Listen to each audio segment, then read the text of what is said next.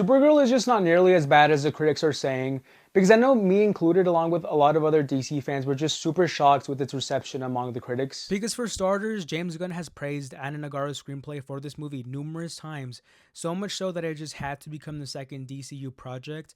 Craig Gillespie is also a really solid filmmaker with female lead experiences on films like I, Tonya and Cruella, and the source material that the movie is pulling from is obviously just amazing with Woman of Tomorrow. So I was just really surprised walking out of the world premiere because I knew it was flawed, I knew it was not perfect, and I knew it's just far from what it could have been. But damn, like, it's just not as bad as people are saying at all. And I am not being biased when I say this because I think like most of the DC extended universe was just garbage. And I also think that every project thus far in the DCU has its own fair of issues and like none of them are close to being perfect whatsoever. Personally, I've seen Supergirl 3 times now just to reaffirm my view to make sure it wasn't that world premiere high that I was riding off of. But man, to me, this movie just has too many redeeming qualities and pros that in the end outweigh the bad and still make this movie really enjoyable for me. And I just for the life of me cannot understand why this movie has scores lower than movies like Green Lantern 2011, Batman vs. Superman, Wonder Woman 84, and Justice League. It just doesn't make sense to me whatsoever. It's not nearly as bad as these movies. For starters, the consistent praise that you're going to hear about this movie from anybody who saw it, whether they liked it or not, is of course Millie Alcock, and I wholeheartedly agree because there's just no denying that her as Supergirl was just a perfect casting. Everything good about this movie begins and ends with her performance, and although this hero's journey is a bit underwhelming at times, her performance carries it because she displays a variety of emotions that show off her range as an actress for the entirety of the time she's on screen, whether it's the more vulnerable and distraught version of Kara at the beginning of the movie or the more heroine and upbeat version towards the end. She hits every single emotional and comedic cue really well despite having little to work with at times, and it's just a job well done that perfectly sets her up for future DCU appearances like in Man of Tomorrow just next year. Also, the moment where Kara kills Kramer has become such a controversial talking point about the movie.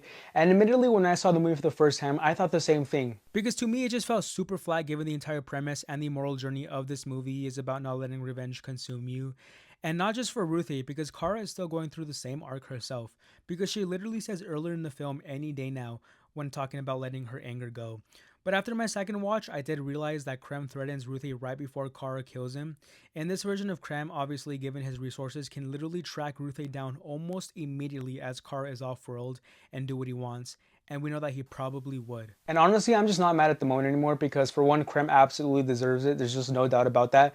But also, I seriously doubt that Kara has access to or even knows about the Phantom Zone to begin with to imprison him like she does in the comic. The other performances in this movie, including Eve Ridley as Ruthie, are also pretty good, especially when you consider that this is her debut feature film, which is honestly just so impressive. But with what she's given to work with, she is just solid. But unfortunately, for the most part, Ruthie is a shell of her comic counterpart, because what makes the novel so good is that it is her story just as much as it is Supergirl's. It is her trauma that kickstarts and drives this plot forward. She is as important as Kara when it comes to the emotional core of Woman of Tomorrow. But in the movie, she just feels like a minor character. And in particular, what I do not like is the writing of her reacting to the death of her parents and her family as a whole. Like, she literally watches them die in front of her eyes. Then a flash forward later, she's already buried them. Then another flash forward later, and she's already meeting Kara. Like, bro, please stop with these time jumps. Let these moments sit and marinate with us, and let these actors work. Like, I don't think we see her cry one time because of this, which is just so weird. I mean, this should just have been fleshed out a little bit more for us to see the ramifications of what happened and give more weight to her anger and grief in general. But regardless, Eve is still fantastic. Jason Momoa as Lobo is also what you expected. He's absolutely perfect as he nails the chaotic and badass, but also funny and charismatic side of Lobo. However, his integration could have been a lot smoother into the movie. And when I found out he was going to be in this movie in a more anti-hero role, I was quite interested to see how he would fit in this movie because he was initially planned to be in the novel by Tom King, but it was scrapped. However, that was supposed to be a more team-up slash full-on supporting role as opposed to the minor character role that he plays in the movie. But Lobo in this movie, simply put, just feels like James Gunn wanted to cast Jason Momoa immediately, but just didn't know what projects to introduce him in, so he was just like, here, damn, you're in Supergirl. And to help sell tickets, because he's introduced during that tavern scene, then comes back later just to be a part of the action sequences. I just think his role would have severely benefited from either A, giving him a scene on his own, tracking down his bounty to give context as to how he shows up later on, or by B, just showing us how he gets captured by the brigands to begin with, because we don't even see that. It's so weird, because it just feels like somebody forgot to add a Lobo scene in the final cut. Nevertheless, Jason kills it as Lobo, and I just cannot wait to see him return in the future. Matthews as Krem was actually also not bad, because I was honestly initially disappointed when I saw they gave him a full redesign, gave him powers, and made him the full-on leader of the Brigands. Because personally, I think the big appeal from Krem as a villain just stems from him being an ordinary dude from the novel, still as evil as he has to join the Brigands in order to evade Supergirl and commits very just atrocious stuff like in the movie. But he's more so a psychological tormenting figure in the novel rather than a physical one like we see in the movie, as well as it being more of a cat and mouse chase rather than a full on fist fight. But honestly, I was surprised with movie Krem. I thought he fit the story well contextually with all the changes and was menacing overall. Matthews does a pretty good job in the role, but this movie does commit one of my biggest pet peeves when it comes to comic book villains, and that's only having them appear on screen if the protagonists are there too. Because he's only in this movie if Kara or Ruthie are in the same room with him, and I hate this.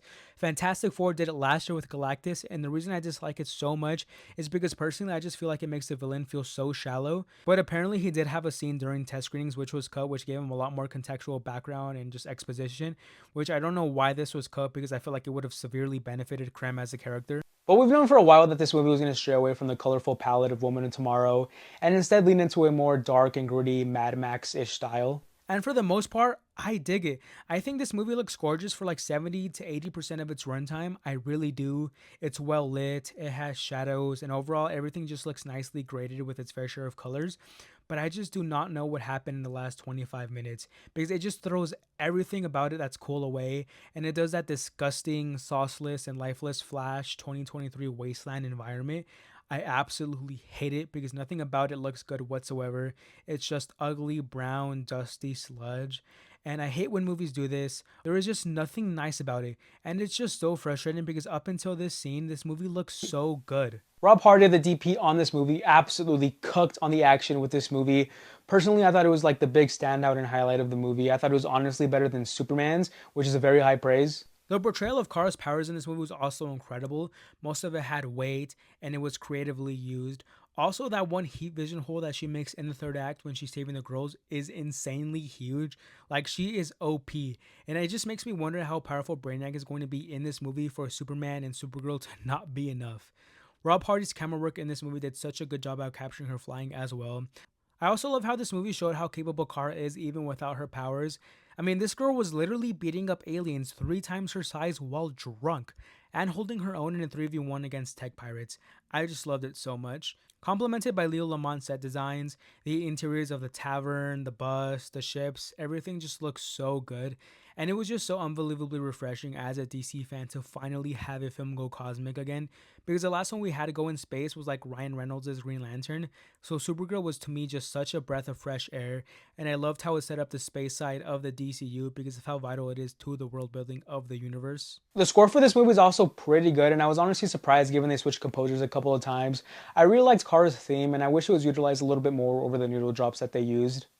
Because while I don't hit the cover of the middle that they went with in the climax, because literally it fits well, but they clearly chose the wrong version of it.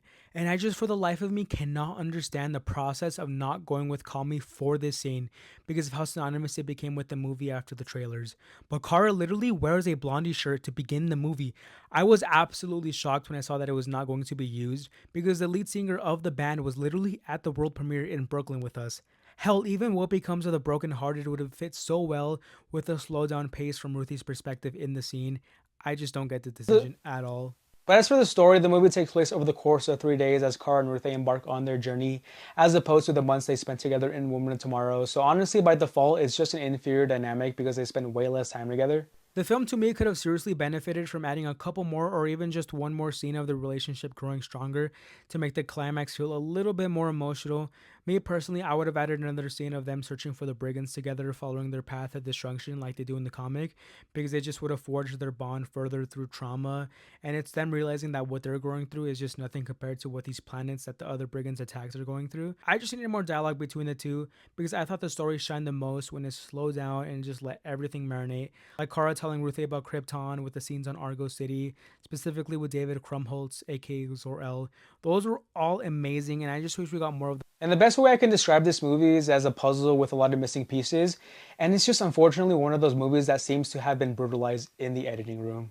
And at the end of the day, I don't know how much of what we got was Anna Nagaro's original screenplay, but I just cannot believe that what we got was what James Gunn was impressed by, that he just had to make this the second movie in the DCU, because the issues with this movie for me go hand in hand with my other issues on the other DCU projects, and simply put, is that they're not long enough.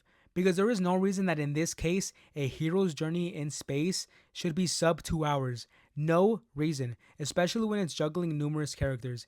A film like Clayface can afford to be sub 2 hours as a contained horror, but not Supergirl. Like, I know they're trying to maximize box office potential by making it shorter and more rewatchable. But please, James Gunn, make these projects longer. The box office will be better off if the projects are longer and better. Please, the audiences are not stupid. We just want more fleshed out and longer stories. To me, the blame goes on everyone for this movie not being what it could have been, because I genuinely believe that there is a masterpiece hidden in there buried by poor editing decisions, and hopefully we get more footage on the physical release later on. But it's just not nearly as bad as some people are saying, because like I said, the redeeming qualities just to me outweigh the cons. And quite frankly, a lot of the slander for this movie is rooted in more nefarious agendas and hate, and anybody who disagrees with that is just blind. But to wrap up this video, yes, I had a lot of fun with Supergirl, which is why at the end I give it a really solid grade of a 7 out of 10. But at the end of the day, I am a bit disappointed given my expectations were sky high, thinking it was going to be better than Superman. But call it a guilty pleasure if you will. I enjoy this movie a ton. I am not worried at all for the future of the DCU, because quite honestly, there was always a slight chance of Supergirl being a bit underwhelming considering Anna Nagaro doesn't have a ton of screenwriting credits. However, the rest of our DCU 2026 slate has an abundance of writing experience and credits, including Lanterns, which has writers from like True Detective and Ozark, etc., and Mike Flanagan, of course, on Clayface. But with that being said, let me know what you guys thought of Supergirl. Did you think it was overhated, underrated, or just right? Let me know in the comments below.